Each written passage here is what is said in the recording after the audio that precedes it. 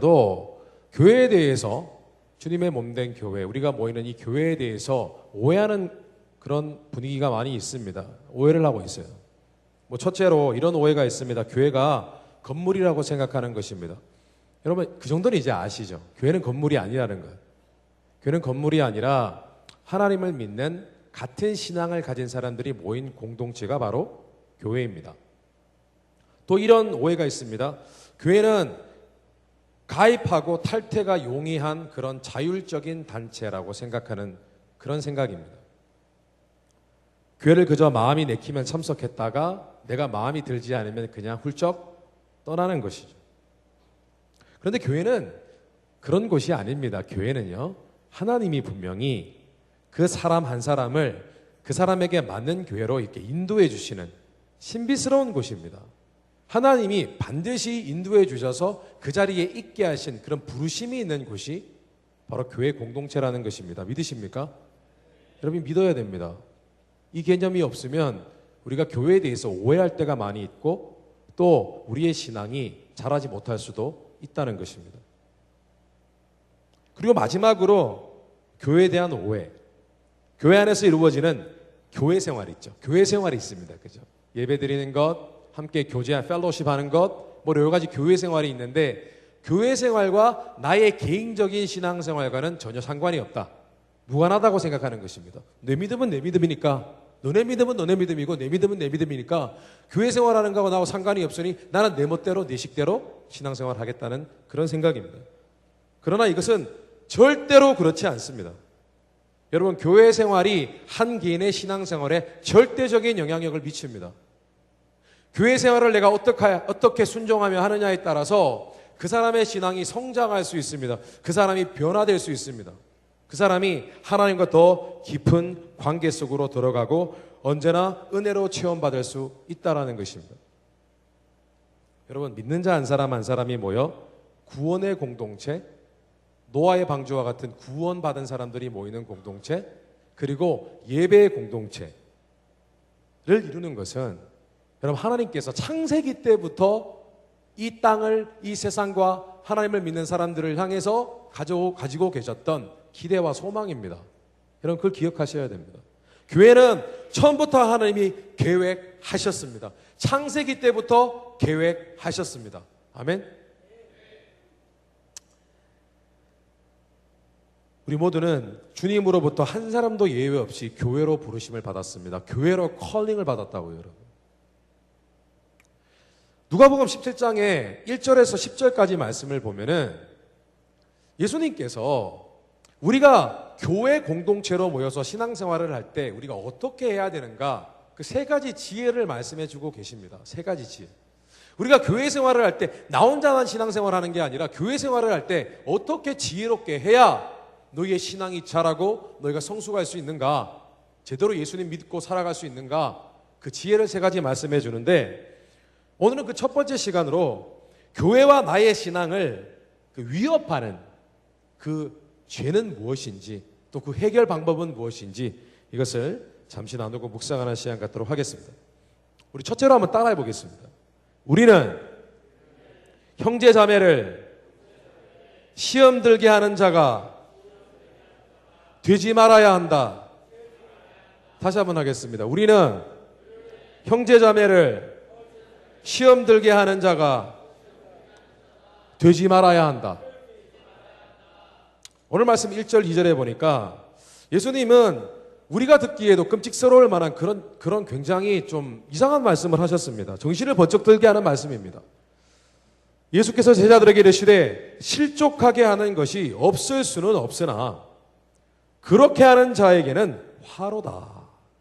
여러분 실족하게 한다라는 이 단어, 이 스칸달론이라는 이 단어는 무슨 의미냐면은 트랩, 덫을 놓다, 아니면 그 덫에 발이 걸려서 넘어지는 것을 얘기하는 것입니다.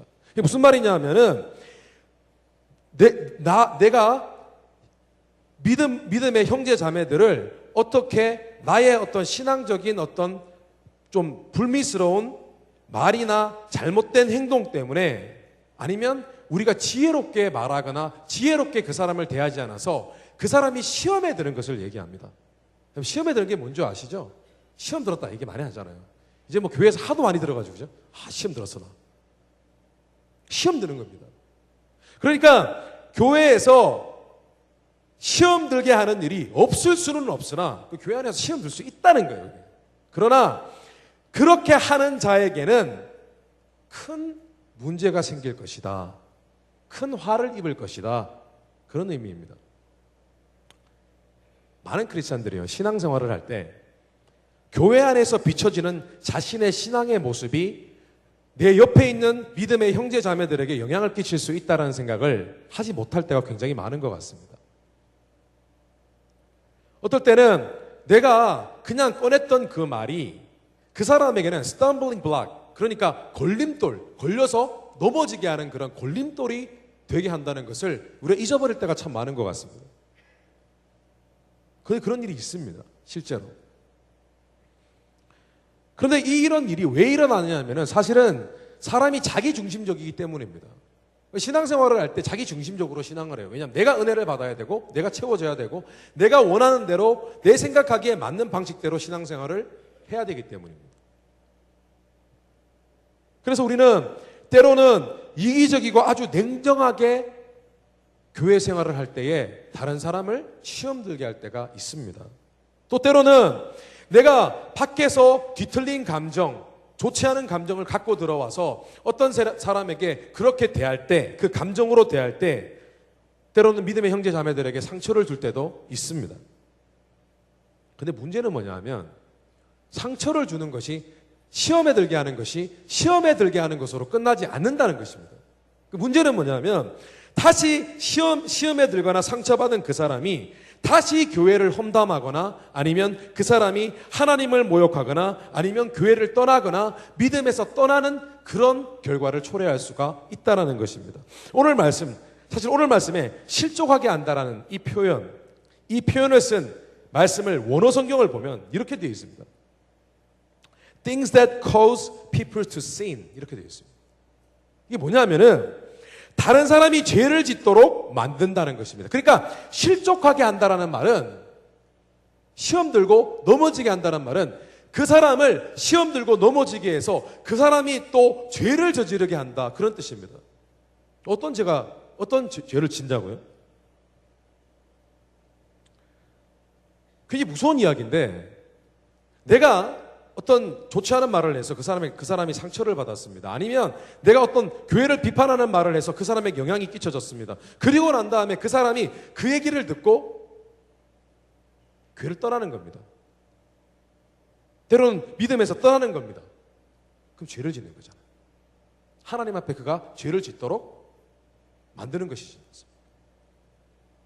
그런데 오늘 말씀해 보니까 더욱 우리를 긴장하는 것이 있습니다. 뭐라고 되어 있냐면은 그가 이 작은 자 중에 하나를 실족하게 할진대 차라리 연자맷돌의 금옥에 매여 바다에 던져지는 것이 나으리라.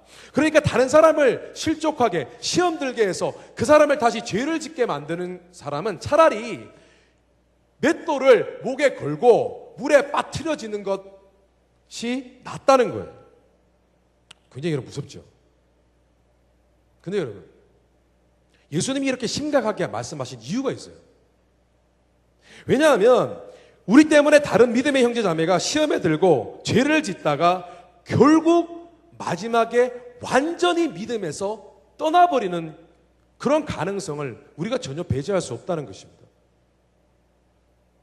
나 때문에 만약에 어떤 사람이 교회를 옮겼어요. 괜찮아요. 그럴 수 있다고 쳐요.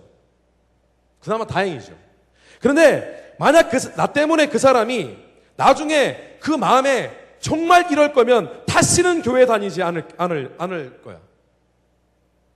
그리고 그런 교회를 사랑하는 하나님이라면 나 더 이상 믿고 싶지 않아. 그런 고백이 되어졌을 때 여러분 한번 상상해 보십시오. 무섭지 않습니까? 나는 아주 쉽게 그냥 대했는데 그것을 통해서 그 사람이 시험 들고 결국은 교회를 떠나고 믿음을 버리고 하나님을 저주할 때 그럴 가능성이 있다는 거예요. 무섭습니다. 상상조차 하기 싫은 이야기입니다.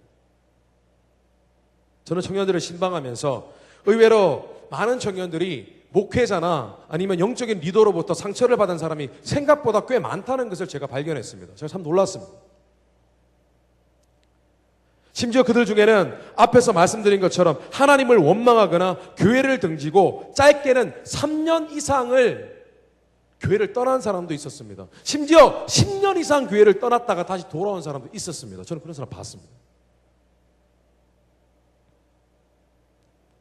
사실 이 경우가 오늘 3절 말씀에서 표현하는 것처럼 큰 자가 작은 자 중에 하나를 실족하게 하는 일에 해당합니다. 영적인 리더, 목회자보다 그 말씀을 듣고 훈련받는 사람이 아무래도 작은 자겠죠. 영적인 리더나 목회자가 더 큰 사람이겠죠. 그 이야기를 들어보면 참 안타깝습니다. 가만히 이야기를 들어보면 상처받은 이야기, 시험된 이야기를 들어보면은 어떤 경우는 목회자가 영적인 리더가 어떤 관점에서는 그럴 수도 있겠다라고 판단이 들기도 하지만 어떤 이야기를 들어보면은 제가 미안할 정도예요. 진짜 영적인 리더와 목회자가 잘못하신 부분이 있는 거예요. 그래서 내가 오죽했으면은 어떤 자매나 형제에게는 내가 대신 사과한다고 얘기했어요. 내가 미안하다고. 진심으로 정말 마음이 아파서. 내가 미안하다고. 내가 목회자를 대표해서 내가 미안하다고 얘기했습니다. 근데 여러분, 시험 들게 하는 것, 실족하게 하는 것, 그가 죄를 짓도록 만드는 것은 단순히 영적인 리더의 문제만은 아닙니다. 이것은 여러분 오늘날 우리 모두의 문제입니다. 왜냐하면 영적인 이 작은 자를 시험 들게 하는 것, 작은 자. 작은 자는요, 공동체 안에서 어디든 존재합니다. 예를 들어 보겠습니다. 말씀을 듣는 사람은 말씀을 가르치는 사람에 비해 언제나 작은 자입니다. 그죠? 작은 자입니다. 그리고 섬김을 받는 사람은 섬겨주는 사람보다 언제나 작은 자입니다. 이런 관점에서 하나님을 믿은 지 얼마 되지 않은 사람은 언제나 교회 안에서는 작은 자입니다. 교회를 다니기 시작한 지 얼마 되지 않은 사람, 작은 자입니다. 그래서 우리만 상처를 받는 것이 아니라 우리는 상처를 주는 사람이 될 수 있다는 것이죠. 그래서 오늘 1절 말씀해 보니까 주님은 다른 사람을 시험 들게 하는 일이 전혀 없을 수는 없다라고 말씀하십니다. 오죽했으면 그런 일이 많이 일어나면. 그런데 이것이 웃고 넘어갈 일은 아닙니다. 성경적으로 나 이외에 다른 믿는 형제자매들을 시험 들거나 죄짓게 하는 것은 하나님의 형상을 회복한 나 같은 동일한 가치를 지니고 있는 한 영혼의 인생을 망치는 것입니다. 그렇기 때문에 하나님께서 오늘 연자맷돌의 목에 매어서 바다에 빠져지는 것보다 그것이 훨씬 낫다고 말씀하신 것입니다. 심각하게 징계가 있다는 거예요. 벌이 있다는 것입니다. 그래서 우리가 이런 생각을 해봐야 됩니다. 처음 믿는 자들이 신앙이 자라면 하나님이 주시는 말씀과 그리고 하나님 앞에 기도할 때 영적인 은혜를 알게 됩니다. 처음에. 여러분, 이 믿음의 스텝을 봐야 됩니다. 처음에는 사람들이 은혜를 받고 나면 말씀을 좋아하고 기도하게 됩니다. 그리고 개인적으로 내가 채워지는 그 은혜를 사모하게 됩니다. 그런데 어느 정도 신앙이 더 자라면 섬기고 싶어집니다. 교회 안에서. 같은 믿음의 형제자매들 섬기고 싶어집니다. 그런데 많은 크리스찬들이 딱 여기까지만 신앙이 자랍니다. 그 이상은 자라지 않습니다.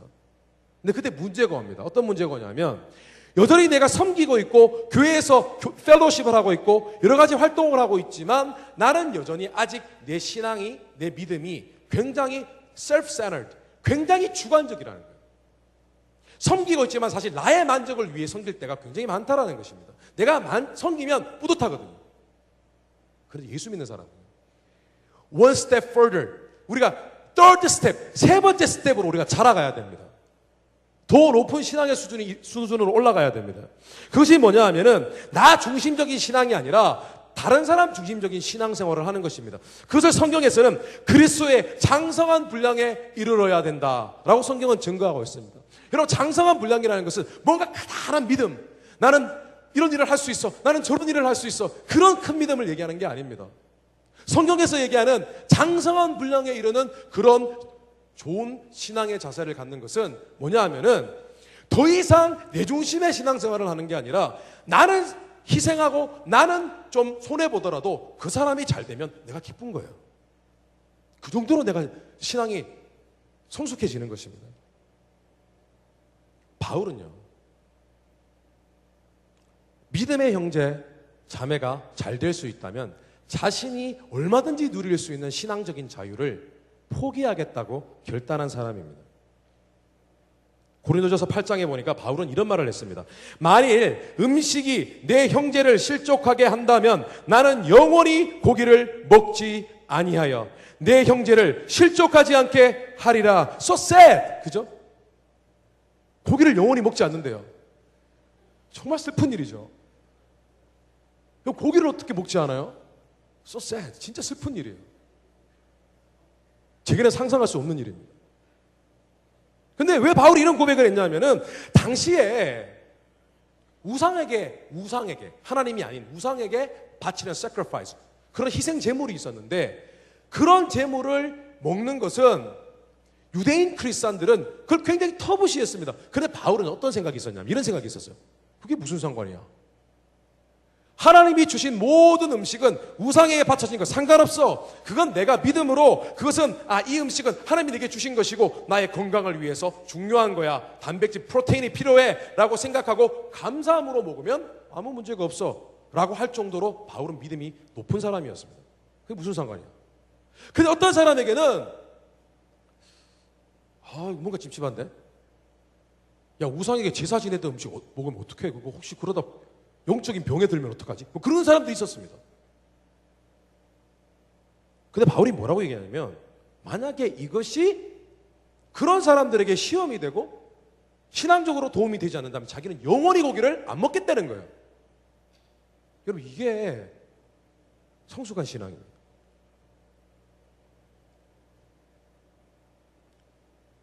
여러분, 우리가 하나님 앞에서 나 중심이어서 나보다 작은 자를 시험 들게 하는 걸림돌이 되는 것이 아니라 내가 희생하더라도 다른 사람의 신앙을 보호하고 자라게 하고 돕는 디딤돌 같은 하나님의 종들 되시기를 주님의 이름으로 축원합니다.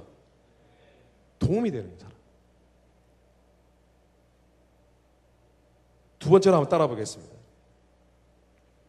우리는 절대로 시험 들지 말고 시험을 통과하는 자들이 되어야 한다. 오늘 연이어 나오는 3절 4절 말씀을 보면은 1절 2절에서는 남을 시험 들게 하는 것에 대해서 예수님이 경고하셨습니다. 그렇게 하지 말라고. 그런데 3절 4절에 보면 뭐라고 하냐면 너희들이 시험 들지 말라라고 하십니다. 근데 여러분 한번 생각해 보십시오. 순서가 좀 바뀐 것 같지 않습니까? 자연스럽지 않지 않습니까? 왜냐하면 시험 드는 거에 대해서 이야기한다면 저 같으면 이렇게 하겠습니다. 순서를 내가 먼저 시험 드는 문제에 대해서 얘기하고 그리고 남을 시험 들게 하는 문제를 할 것 같습니다. 근데 예수님은 오늘 그렇게 하지 않았어요. 남을 시험 들게 하는 것 얘기하고 그 다음에 내가 시험 들어서 상처 입는 것, 이 부분에 대해서 얘기하십니다. 왜 이렇게 말씀하셨냐 하면은 제가 보는 관점에서는 아마 이렇게 비열하신 이유가 아마도 이거였던 것 같습니다. 처음에는 순수한 믿음과 기대감으로 시작했던 우리가 남에게 상처를 주고 시험 들게 할 만큼 신앙이 변질될 수밖에 없었던 이유가 무엇일까? 한번 생각해 보십시오. 그건 분명히 어쩌면 우리가 이미 먼저 다른 사람으로부터 받았던 상처와 시험으로 인해서 갖게 된 그런 쓴 마음, 쓰라린 마음 때문일지도 모른다는 것입니다. 그 예수님은 뭐냐 하면은 원인과 결과가 있어요. 예를 들어서 우리가 상처가 먼저 받았어요. 상처 받은 사람이 원래 상처를 주게 되어 있습니다. 그러니까 예수님이 결과, 이펙트를 먼저 얘기하고 그 다음에 이제 cause를 얘기하면서 이제 문제에 대해서 심각성, 이 상처 주는 것, 시험 드는 것에 대해서 더 깊이 들어가고 계시는 것입니다. 여러분, 단순한 예로요. 우리가 교회로 모여 신앙생활을 할 때 때로는 관계 속에서 불편함을 느낄 때가 있습니다. 맞습니까? 맞습니까? 전혀 불편함이 없으신가 봐요. 신앙생활 정말 잘하고 계시는 우리 귀한 형제자매들인가 봐요. 관계 속에서 불편함을 느낍니다. 그러면 어떤 마음이 드냐 하면 그 사람을 정죄하고 비판하는 마음이 듭니다. 맞습니까? 저 여러분의 마음을 뒤집어서 제가 지금 설명을 자세히 해드리고 있는 겁니다. 여러분 자신을 애널라이즈 하십시오. 여러분의 신앙을 생각해 보라고요. 그러면 이 원망의 마음을 토해내고 싶습니다. 맞습니까? 입술로 말하고 싶습니다. 자, 그러면 어떻게 되냐면 이것을 단순히 스트레스 풀기 위해서 여러분 모놀로그란 말 아시죠? 스스로 얘기하는 거, 독백. 모놀로그 하고 싶은 게 아니라 다이얼로그 하고 싶습니다. 맞습니까? 누군가와 쉐어하고 싶습니다. 근데 문제는 이때부터 일어납니다. 내가 비판하는 마음, 그런 내가 상처받은 마음을 내가 입술로 열고 누구와 쉐어하는 순간 그 사람은 어떤 일이 벌어지냐면 내가 가지고 있었던 교회 안에서의 상처받은 문제나 어떤 사람, 내게 상처를 준 그 사람에 대해서 나와 얘기하는 이 사람은 전혀 모르고 있는데 내가 그 사람에게 얘기함으로써 그 사람은 저 사람에 대한 선입견을 갖게 됩니다. 나쁜 선입견. 이 사람 아무도 모르는데. 그리고 이 사람은 이제 드디어 게스를 합니다. 유추를 하기 시작합니다. 그래. 내가 전해보니까 뭔가 이상하던데? 걔가 그런 애였니? 자신이 조금 아는 정보를 끼워 맞추기 시작합니다. 그리고 어느 순간 그 사람에게도 그 사람은 나쁜 사람이 됩니다. 교회 안에서. 맞습니까? 그리고 난 다음에 그 사람은 결국은 아무런 필터링 없이 그런 얘기를 들었을 때에 나중에 마음속에 그 사람은 그런 사람이구나 라는 선입견이 머리에 박힙니다. 그리고 어느 날 그 사람이 진짜 내가 생각했던 것만큼 약간의 이상한 모습을 보이는 순간 이 사람은 사단의 공격을 받게 됩니다. 사단이 이런 생각을 집어넣어 줍니다. 교회가 왜 그래? 어떻게 그 사람이 리더일 수 있어? 어떻게 교회가 그럴 수 있어? 생각을 집어넣습니다. 참 이상합니다. 분명히 처음에 비판하고 처음에 상처 입은 사람은 본인의 억울한 마음을 위로받기 위해서 쉐어링을 했는데 그 다음 일어나는 파급 효과는 정말 무시무시합니다. 파급 효과. 이 리플 이펙트라는 것. 치명적입니다. 치명적이에요. 이 사람을 죽이는 거예요. 죽이는 거예요.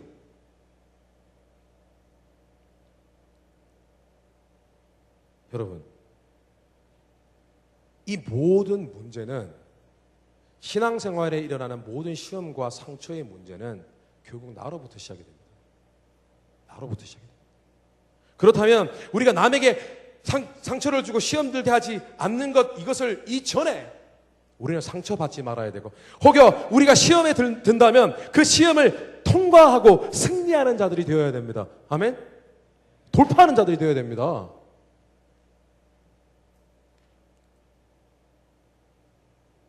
오늘 성경 말씀해 보니까 예수님은 용서하라고 했습니다. 용서하라고 했습니다. 정답이 너무 간단하죠. 용서하라고 했습니다. 자, 그런데 오늘 여러분에게 다시 한번 질문을 하고 싶게 만드는 그런 예수님의 말씀이 있습니다. 3절 4절에 보니까 이렇게 되어 있습니다. 만일 네 형제가 죄를 범하거든, 너에게 죄를 범하거든, 너를 시험 들게 하거든, 그런 뜻입니다. 만일 내 형제가 죄를 범하거든 경고하고 회개하거든 용서하라. 만일 하루에 7번이라도 네게 죄를 짓고 7번 내게 돌아와 내가 회개합니다 하거든 너는 용서하라. 아마 여러분 이렇게 생각할 것입니다. 내게 상처 준 사람 한 번도 내게 회개한 적 없는데요? 한 번도 내게 사과한 적 없는데요? 그럼 어떻게 해요? 자, 저도 여기에 대해서 답변할 준비가 되어 있습니다. 여러분 오늘 말씀을 가만히 묵상해 보면 이 상황은 사과를 안 하는 상황보다 더 worse, 더 심각한 상황이라는 것을 알 수 있습니다. 여러분 한번 생각해 보세요. 어떤 사람이 나를 시험 들게 하고 상처를 줬어요. 그 사람이 하루에 7번 상처를 주고 7번 미안하다 그래요. 우롱하는 거죠. 나를 무시하는 거죠. 여러분 이거는 사과하지 않는 상황보다 더 심각한 상황입니다. 7번 와가지고 나한테 똑같은 상처를 주고 7번 찾아와가지고 미안하다 그래요. 근데 주님은 용서하라고 하십니다. 신앙생활 하다 보면은 누가 노골적으로 내게 상처를 주지 않는다 하더라도 뭔가 내 마음에 거슬리게 하는 그런 불편함을 느낄 때가 있습니다. 그런데 이때에 여러분, 사단이 불화살로 공격합니다. 사단의 불화살의 공격이 시작이 됩니다. 화살이, 불이 달려 있어요. 불화살이에요. 그때 우리는 믿음을 세워야 됩니다. 성경 말씀을 보니까 이런 말씀이 있습니다. 이 모든 것 외에 마귀의 불화살을 막을 수 있는 믿음의 방패를 가지십시오. 여러분, 어떤 믿음의 방패를 세워야 합니까? 어떻게 믿음의 방패를 세워서 우리의 믿음을 지켜야 됩니까? 어떻게 지키냐 하면은 주님 앞에서 교회와 나를 향한, 그러니까 교회는 여전히 나를 향한 하나님의 부르심입니다 라는 걸 믿어야 됩니다. 교회 상처받았다고 교회를 회피하면 안 됩니다. 교회는 여전히 나를 향한 주님의 부르심이 있는 곳이 교회입니다. 나는 교회를 사랑합니다. 교회에 대한 믿음을 지켜야 됩니다. 그리고 나는 반드시 용서합니다. 마음을 풀겠습니다. 믿어야 됩니다. 그리고 마지막으로 내가 서 있는 이 신앙생활과 교회 생활에서 흔들리지 않겠습니다 라고 믿음으로 붙들어야 됩니다. 그리고 우리는 용서함으로 시험을 통과해내야만 합니다. 마음의 불편함을 일주일이 가든지 3일이 가든지 그 시간을 돌파해내야 됩니다. 어떻게 용서합니까? 쉽습니다. 시작은 어디서부터 하느냐? 첫 단추는 어디서부터 풀기 시작하느냐? 수억 년이 걸려도 인간의 능력으로는 갚을 수 없는 성경 말씀에서 말씀하는 1만 달란트의 죄의 빚을 갚아주신 예수 그리스도의 십자가와 보혈을 묵상하는 것에서부터 시작하면 됩니다. 아주 간단한 얘기예요. 근데 그 사람 용서 못하겠어요? 기분 나빠요? 그러면 내 1만 달란트 수억 년 동안 일해도 갚을 수 없는 죄의 빚을 갚아주셨던 예수 그리스도의 십자가와 보혈을 묵상하며 그 사람을 바라보십시오. 용서가 안 되나? 아치볼드 하트는 자신의 책 숨겨진 감정의 회복이라는 책에서 이렇게 말했습니다. 분노의 화살은 상대방에게만 상처를 입히는 것이 아닙니다. 설령 우리가 성냄과 분노를 통해 화를 잠재웠다 해도 깨어진 관계는 두고두고 우리를 괴롭게 할 것입니다. 그러므로 상처는 마땅히 치유받아야 하고 회복되어야 합니다. 우리의 감정을 잠시 내려놓고 하나님이 우리에게 보이신 사랑과 용서를 되새겨 보십시오. 지금의 감정이 의롭고 정당한 것인지 주님께 물어보십시오. 하나님의 용서가 없었다면 우리는 여전히 어둠 가운데 사로잡혀 있었을 것입니다. 우리 자신과 상대방 모두에게 용서하고 용서받을 수 있는 기회를 절대 놓치지 마십시오. 예수님의 용서라는 그 명령에 우리가 순종하기로 결단하는 것입니다.